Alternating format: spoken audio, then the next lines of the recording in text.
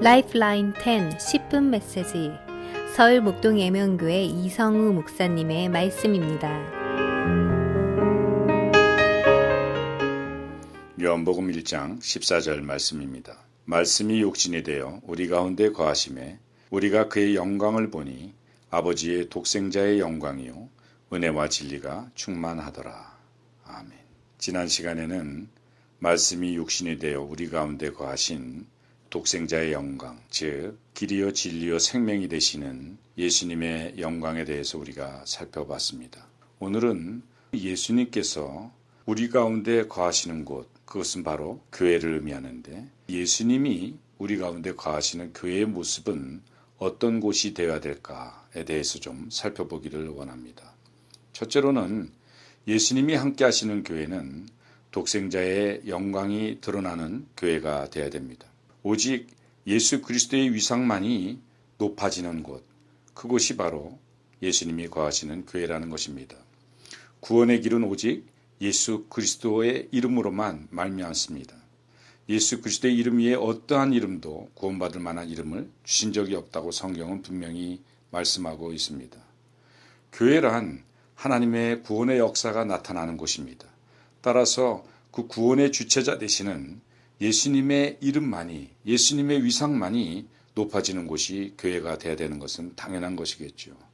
그런데 예수님의 이름 위에 사람의 이름이나 또는 교회 이름이 그것보다 높아지는 경우가 종종 있습니다. 그것은 교회의 본질을 잘못 이해하고 있는 것입니다. 교회는 예수님의 이름만이 높여져야 됩니다. 그래야만 세상에 영향력을 끼칠 수가 있습니다. 오늘날 교회가 많이 무기력해진 이유는 교회에서 예수님의 위상만이 높아지는 것이 아니라 예수님 이외의 것이 높아져 있는 때문이기도 합니다. 따라서 그 모든 것들이 다시 제자리로 내려올 때, 교회에서 예수님의 위상만이 높아질 때 교회의 영향력은 다시금 역사하게 될 줄로 믿습니다. 이단들의 특징을 보게 되면 이단들은 자신의 이름을 높이려고 합니다. 예수님의 위상과는 상관이 없습니다. 그래서 성도들로 하여금 진리 가운데로 인도해서 예수님과의 1대1의 만남을 위해서 성도들을 인도하는 것이 아니라 자기의 종을 만들려고 합니다. 예수님보다는 어떻게든지 자기의 종을 만들어서 궁극적으로 자기의 이름만을 높이고 자기의 위세만을 떨치려고 하고 있습니다. 이것이 이단들의 특징입니다. 그러나 예수님이 함께 하시는 교회, 그곳은 독생자의 영광만이 드러나는 곳이 되어야 되고 예수님의 위상만이 높아지는 곳이 되어야 된다는 것입니다. 두 번째로 예수님이 함께 하시는 교회는 은혜가 충만한 곳입니다. 은혜, 그것은 바로 용서와 사랑이겠죠. 예수님의 십자가 은혜, 그것은 바로 용서와 사랑의 극치의 사건인 것입니다. 예수님은 십자가에서 우리를 용서하셨고 그곳에서 부활하셨습니다. 그러므로 십자가는 용서와 사랑 그리고 부활의 영광이 교차하는 곳입니다. 용서와 사랑의 희생이 있지만 바로 부활의 역사가 교차되는 곳, 그것이 바로 십자가입니다. 교회는 바로 그 십자가 위에 세워진 곳입니다.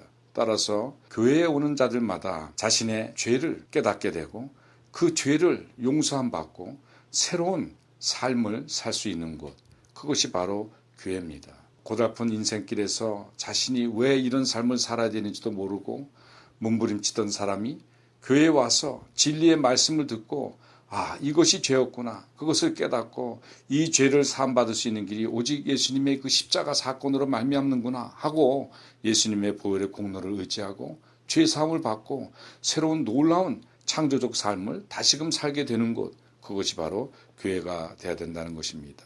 따라서 용서와 사랑, 이 은혜가 넘치는 교회는 정죄와 비판이 없습니다. 왜냐하면 교회 어떤 구성원도 나는 저 사람보다는 나 할 사람이 없기 때문입니다. 어느 누구도 죄 가운데 있지 않은 사람이 없습니다. 우리는 죄 가운데 잉태돼서 죄 가운데 살다가 죄 가운데 죽는 존재입니다. 그러나 어쩌다가 하나님의 은혜로 예수님을 만나서 다 죄 사함 받고 하나님의 자녀라 이 걸음을 받게 된 사람들입니다. 교회 어느 누구도 나는 저 사람보다 낫기에 나는 저 사람을 정죄할 수 있고 비판할 수 있어 할 사람은 없습니다. 따라서 은혜가 충만한 교회는 정죄와 비판, 다툼과 분열, 싸움이 아니라 서로 용서와 사랑, 이해가 넘치는 곳이 되어야 된다는 것입니다. 마지막으로 예수님이 함께 하시는 교회는 진리가 충만한 곳입니다. 진리가 충만하다. 이것은 교리적으로, 지식적으로 잘 배워지고 지식이 충만한 곳이 아니라 말씀의 역사가 살아 운동력이 있는 그러한 곳이 바로 교회라는 곳입니다. 교회는 진리의 말씀이 살아 운동력이 있어야 됩니다. 아는 것과 믿는 것이 따로따로가 아니라 삶과 말씀이 하나 되는 곳, 그것이 바로 교회가 되어야 됩니다. 하나님의 말씀에 자신의 생각을 목배임 당하고 그 말씀에 순종하였더니 주님의 말씀이 살아 운동력이 있어 이렇게 역사하셨더라 하고 간증하는 것, 하나님께 영광을 돌리는 것, 그것이 바로 교회가 되어야 된다는 것입니다. 며칠 전 제가 예배를 마치고 났는데 어떤 분이 저를 찾아왔습니다. 그러면서 제게 상담을 요청하고 이런저런 이야기를 하셨습니다. 그분은 정말 어려움이 여러 개 있었습니다. 그러면서 제게 하시는 말씀이 그겁니다. 목사님, 제가 이것을 놓고 적어도 몇십 년을 기도를 했는데 어떻게 하나님께서는 응답을 안 하실까요? 제 기도는 잘못된 건가요? 하나님께서는 제 기도는 듣지 않나요? 하는 이야기의 푸념을 늘어놓으셨습니다. 가만히 그분의 이야기를 듣고 같이 기도하는 가운데 그런 깨달음이 있었습니다. 그분의 말씀 중에 그런 말을 해요. 성경에 주의 이름을 부르는 자는 구원을 얻는다고 했는데 저는 그토록 주의 이름을 불렀는데 왜 구원의 역사가 나타나질 않는 것입니까? 하고 말씀을 하시는 것이었습니다. 저는 그때 깨달음이 와서 이런 말씀을 전했습니다. 예, 그렇게 많이 주님의 이름을 불렀죠. 그런데 주님의 이름을 소리로만 부른 것입니까? 아니면 그 의미를 제대로 알고 부르신 것입니까? 라고 물었습니다. 사실 주의 이름을 부르는 자는 구원을 얻으리로다.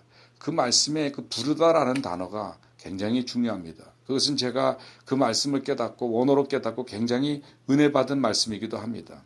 그래서 그 부르다, 거기에 에피칼레오라는 그 단어의 의미를 설명해 드렸습니다.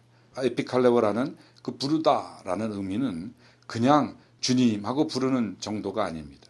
거기서의 부르다는 오직 주님, 오직 주님의 도움만을 바라고 부르다라는 의미입니다. 예를 들어서 우리가 길을 가는데 갑자기 트럭이 과속으로 브레이크가 고장나서 계속 저를 치려고 옵니다. 그때 그 급박스러운 상황에서 우리는 단발마적인 외침이 있습니다. 누군가 가장 그때 단발마적으로 외치는 사람은 내가 가장 의지하고 가장 믿을 만한 사람이겠죠. 대개 엄마 아니면 아빠. 내가 가장 의지하고 그때 순간적으로 무의식적으로 나오는 그 이름, 그분이 바로 내가 가장 의지하는 사람이죠. 바로 여기서 에피칼레오라는 부르다의 의미는 바로 우리 주님을 그런 마음으로 불러야 된다는 것입니다. 오직 주님 이외에 어느 누구도 내게 도움이 되지 않습니다. 오직 주님의 이름만이 저를 구원하실 수 있습니다라고 부르는 단어가 바로 여기에 그 단어의 뜻입니다. 라고 설명을 해드렸습니다. 혹시 주님 이외의 것을 의지하면서 한번 기도해보자 하는 마음으로 수십 년 기도해온 것은 아닙니까? 라고 제가 반문을 했을 때 그분은 눈물을 철철 흘리면서 거기에서 기쁨이 살아나는 것을 발견했습니다. 그분은 기쁨이 살아나고 제가 이제 그 마음으로 주님을 찾겠습니다 하면서 지금 응답이 된 것도 아닌데 기뻐하며 나가시는 모습을 봤습니다. 그 모습은 실로 진리가 충만한 모습이었습니다.